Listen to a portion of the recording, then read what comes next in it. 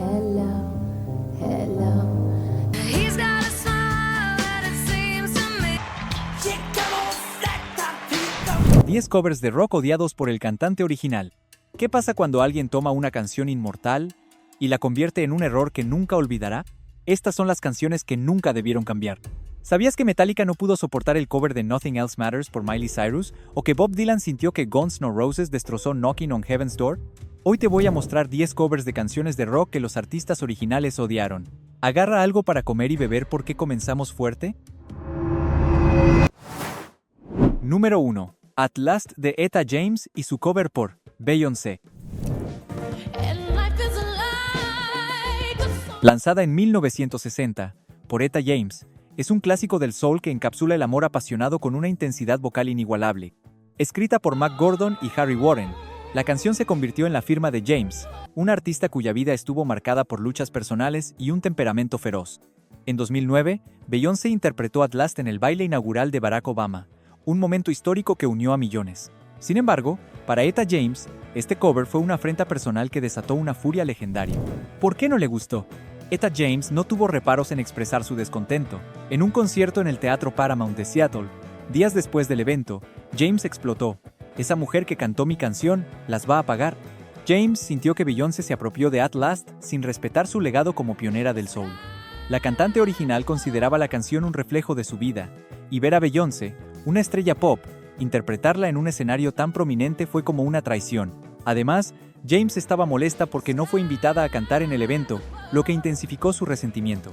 Aunque Beyoncé había interpretado a James en la película Cadillac Records y recibido su aprobación, la diva del soul sintió que el cover carecía de la profundidad emocional de su versión.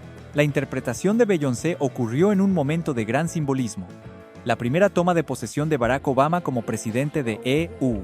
La canción fue elegida para el primer baile presidencial, lo que le dio una visibilidad masiva. Sin embargo, Etta James, que luchaba con problemas de salud tras una cirugía de bypass gástrico, estaba en un momento vulnerable, lo que pudo exacerbar su reacción. La controversia destacó la tensión entre generaciones de artistas y la apropiación cultural en la música. Aunque el cover de Beyoncé fue bien recibido por el público, para James fue una herida profunda que nunca sanó. Número 2. Nothing Else Matters de Metallica y su cover por Miley Cyrus. Metallica lanzó Nothing Else Matters como parte de su icónico Black Album, una balada introspectiva que rompió con su imagen thrash metal. Escrita por James Hetfield, en un momento de vulnerabilidad, la canción refleja su lucha personal con la distancia emocional durante las giras. Su melodía melancólica y letra cruda la convirtieron en un himno atemporal. Pero en 2021, para el álbum tributo de Metallica Blacklist, Miley Cyrus, conocida por su transición del pop al rock, se atrevió a versionarla. Lo que parecía una colaboración estelar terminó siendo un desastre para los puristas del metal. James Hetfield, el alma de Metallica, se sintió profundamente incómodo con la interpretación de Cyrus. Según fuentes cercanas, Hetfield expresó en privado que la versión pop rock de Miley transformó una confesión personal en una actuación de Grammy excesivamente pulida. La producción, con arreglos orquestales y un enfoque más comercial, despojó a la canción de su crudeza emocional, algo que para Hetfield era sagrado. Kirk Hammett, el guitarrista, fue aún más crítico. En una entrevista con Metal Hammer, dijo que el cover era demasiado calculado y carecía de las raíces metaleras que definían la original. Lars Ulrich, siempre más diplomático, defendió la colaboración como una forma de acercar a Metallica a nuevas generaciones, pero su entusiasmo no fue compartido por el resto de la banda. Y si bien no odiaron en sí el cover, se sintieron decepcionados y fueron críticos con el cover. The Metallica Blacklist fue un proyecto ambicioso para celebrar los 30 años del Black Album, con artistas de diversos géneros versionando sus temas. Miley Cyrus, acompañada por Elton John y Chad Smith de Red Hot Chili Peppers, aportó una versión que dividió a los fans. Mientras algunos alabaron su potencia vocal, los puristas del metal la acusaron de popificar un clásico. Un dato curioso: Hetfield inicialmente mostró interés en la colaboración, pero según rumores, cambió de opinión tras escuchar la mezcla final, que incluía elementos electrónicos que chocaban con el espíritu crudo de Metallica. Además, la versión de Cyrus fue promocionada con un video en vivo que, para muchos, parecía más un espectáculo de Hollywood que un homenaje al metal. El cover de Cyrus no solo generó controversia entre los fans, sino que también abrió un debate sobre si artistas pop deberían versionar himnos del metal. Aunque la canción alcanzó popularidad en plataformas de streaming, Para Metallica fue como ver su obra maestra transformada en algo irreconocible. ¿Qué piensas de esta tormenta en el metal? ¿Crees que Miley Cyrus le hizo justicia a Nothing Else Matters? ¿O fue un error que Metallica nunca olvidará? Déjanos tu opinión en los comentarios. Número 3.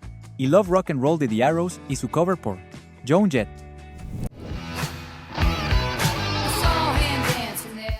Un himno glam que fue eclipsado por el punk rock. En 1975, The Arrows, una banda británica de glam rock, lanzó I Love Rock and Roll, escrita por Alan Merrill y Jake Hooker. La canción era un himno alegre con un toque rebelde, pero no logró gran éxito. En 1981, Joan Jett y sus Blackhearts la convirtieron en un clásico del rock, con un sonido punk crudo que conquistó al mundo. Sin embargo, para Alan Merrill, este cover fue una puñalada que enterró su legado. ¿Por qué no le gustó? Merrill expresó en múltiples entrevistas su frustración con la versión de Jett. Según él, el cover simplificó la estructura melódica de la canción, eliminando los matices glam que le daban personalidad. En una charla con Billboard, Merrill dijo que Jett transformó su tema en un himno punk genérico, sacrificando la sutileza lírica por una energía cruda. Además, le dolía que la versión de Jett, que alcanzó el número 1 en Billboard, opacara por completo a The Arrows, dejando su original en el olvido. Aunque reconoció el talento de Jett, Merrill sentía que su obra había sido desfigurada. The Arrows grabaron I Love Rock and Roll en una época en que el glam rock estaba en declive, lo que limitó su impacto. Joan Jett descubrió la canción en un programa de televisión británico mientras estaba de gira con The Runaways y decidió versionarla. Un dato curioso: Jett grabó el tema 2 veces, primero en 1979 con miembros de Sex Pistols, pero fue la versión de 1981 la que explotó. Merrill, quien falleció en 2020, llegó a reconciliarse parcialmente con el éxito de Jett, pero nunca dejó de lamentar que su banda no recibiera el crédito merecido. El cover de Jett se convirtió en un himno del rock femenino, pero para The Arrows fue un recordatorio amargo de cómo una reinterpretación puede borrar el original. Número 4. Tainted Love de Gloria Jones y su cover por Soft Cell.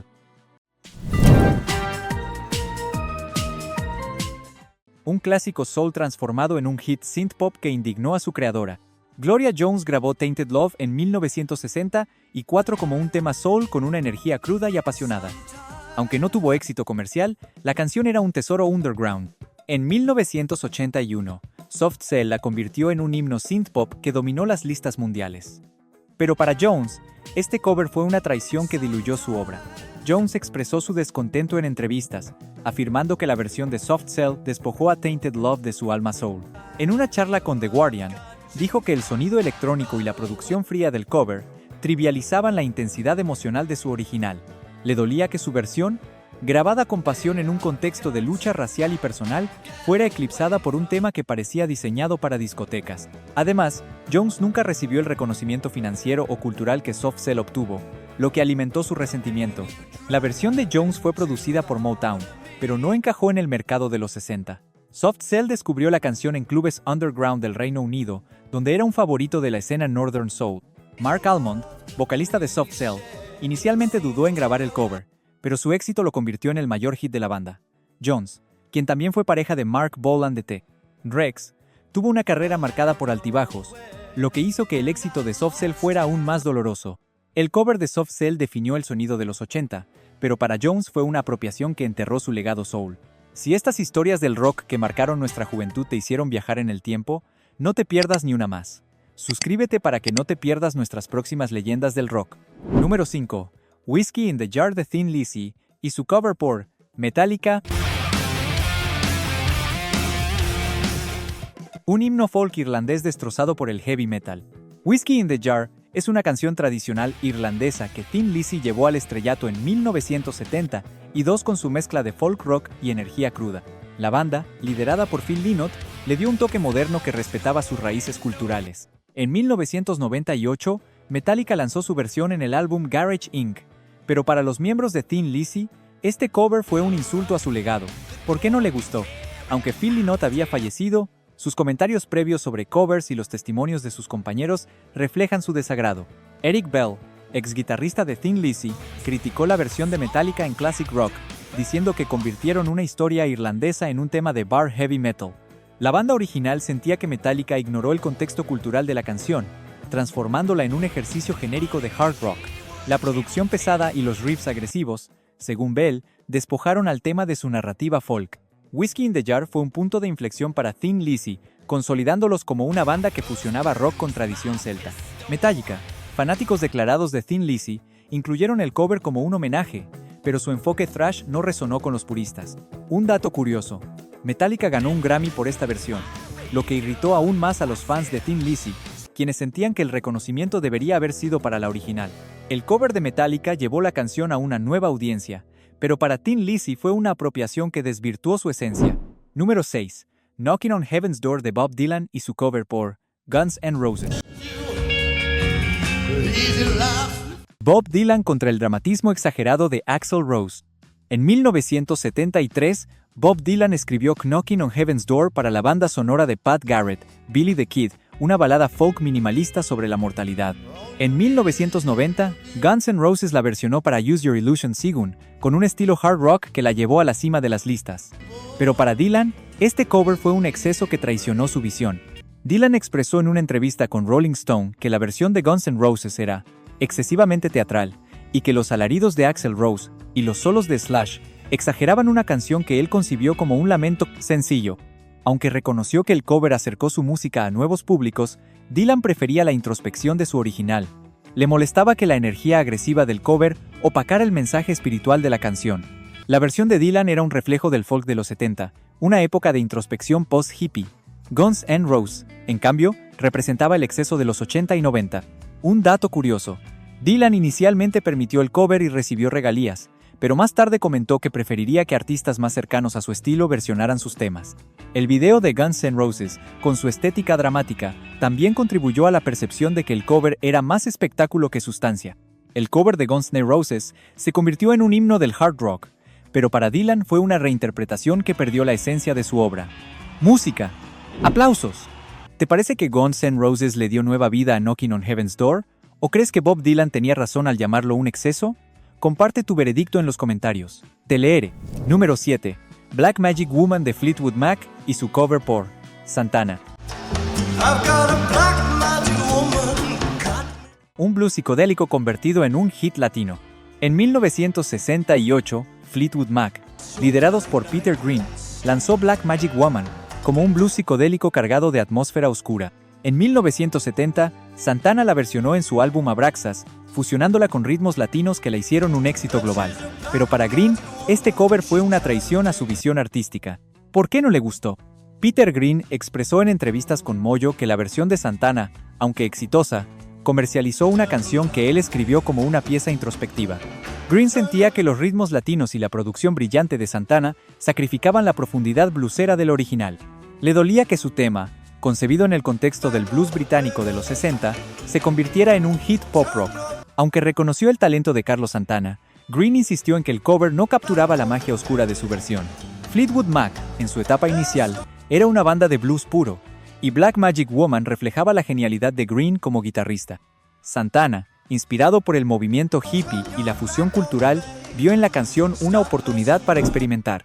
Un dato curioso: Green escribió la canción influenciado por su relación con una mujer que él consideraba mágica, mientras que Santana la reinterpretó como un tema más sensual.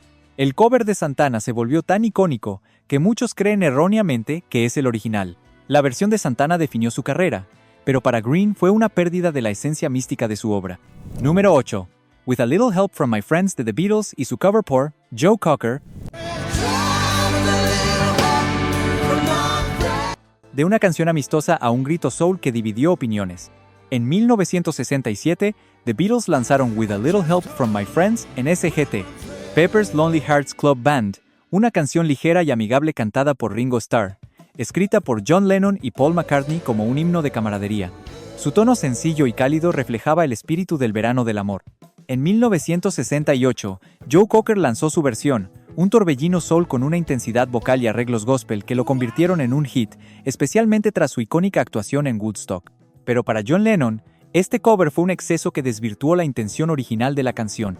Lennon, conocido por su sinceridad brutal, expresó en entrevistas con Rolling Stone que, aunque admiraba la pasión de Cocker, su versión transformaba una canción diseñada para ser un canto amistoso en un drama soul sobrecargado.